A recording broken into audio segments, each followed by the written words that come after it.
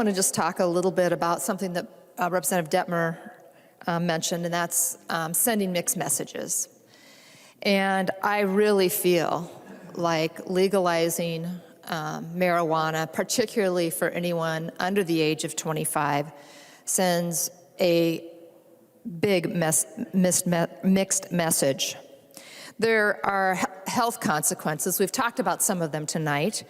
One of the things that we know that we have right now, and anyone that sets on HHS, or even actually anybody that doesn't set on HHS, knows that there's a mental health crisis right now. You cannot find enough mental health beds in the state of Minnesota for the need that is out there, and that's particularly true for children and adolescents. So what are we doing? And I know this bill's not going to become law, but should it? The incidences, according to the research, is going to cause more mental illness amongst young people that use. We know that there are higher risks of psychotic episodes and psychotic diseases. There have even been links to schizophrenia.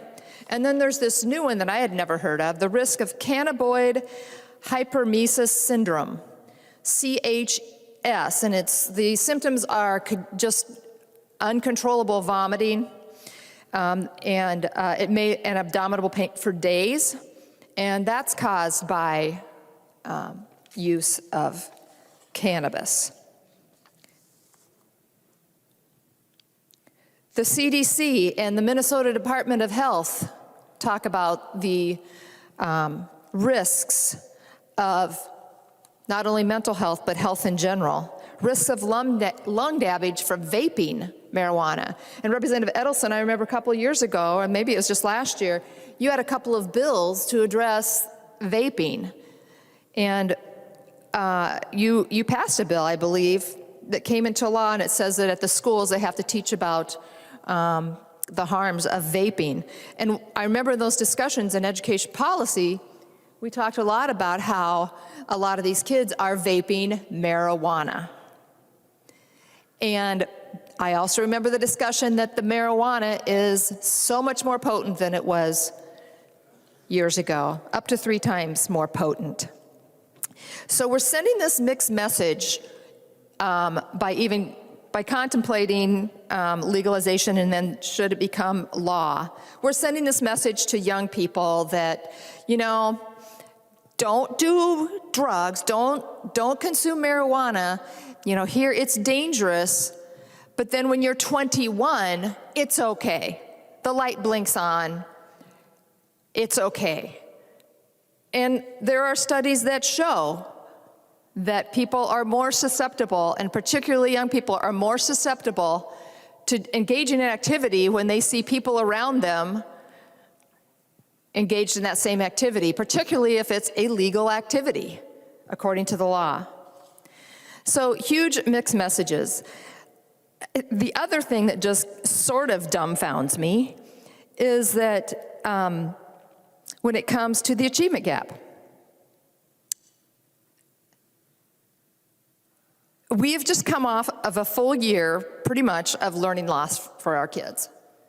And this is the best that we can do, is say, okay, well, we've lost a year of learning, but we think we ought to think about legalizing pot. Because, here's some side effects for you mentally. Causes learning problems. Oh, that's great.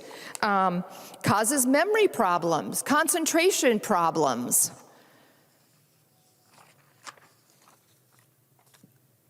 It's a horrible mixed message. And this bill doesn't protect our young people. Yes, we added the piece about labeling.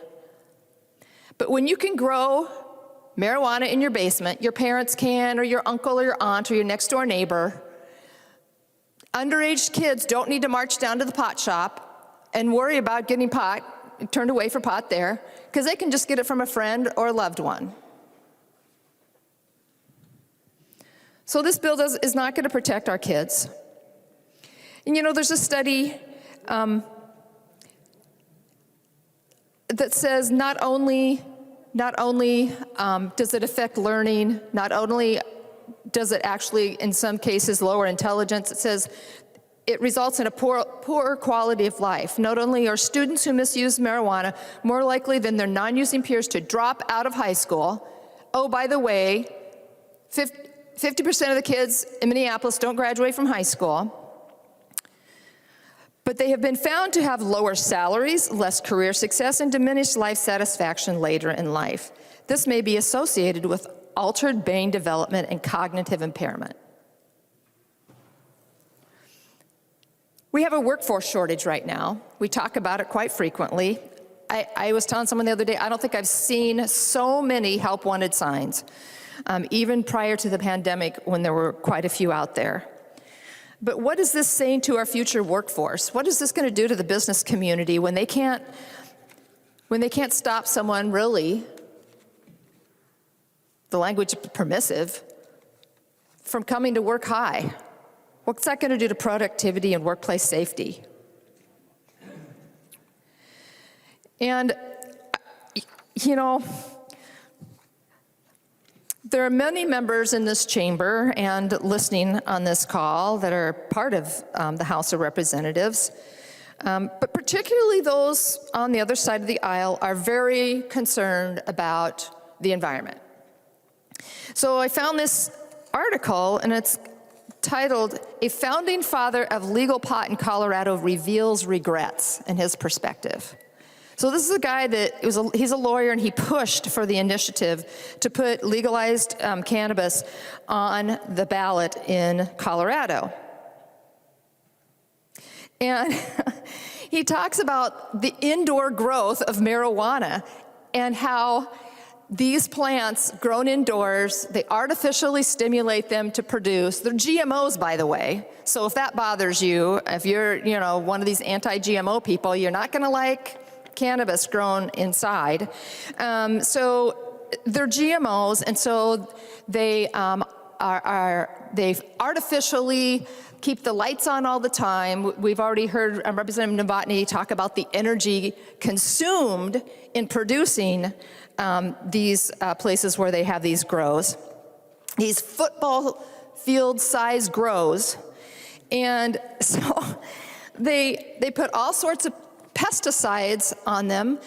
Indoor plants are more susceptible to things like mold and spider mites, those sorts of things. And so what do? To try to kill the bugs, growers soak the plants in chemicals, pesticides, herbicides, and fertilizers. The toxic carcinogens are ingested by consumers or run off directly into Colorado's scarce water. So there's environmental concerns with manufacturing this stuff, with these indoor grows. This isn't your garden in your backyard. I mean, people can do that now, I guess, but that's not what this illicit drug is. It's much more potent as well because of that, because it's a GMO. So, members, this sends a huge mixed message, particularly to our youth. It sends a mixed message about our priorities here in the legislature. Our priorities of public safety, the environment, our workforce, our student achievement. And that just kind of dovetails on to other misplaced priorities right now. The fact that we have not passed one budget bill. That the Democrats refuse to drop their billions in tax hikes. And with just days left in the legislature, we're spending time on a bill that's not going to become law. Members, please vote no.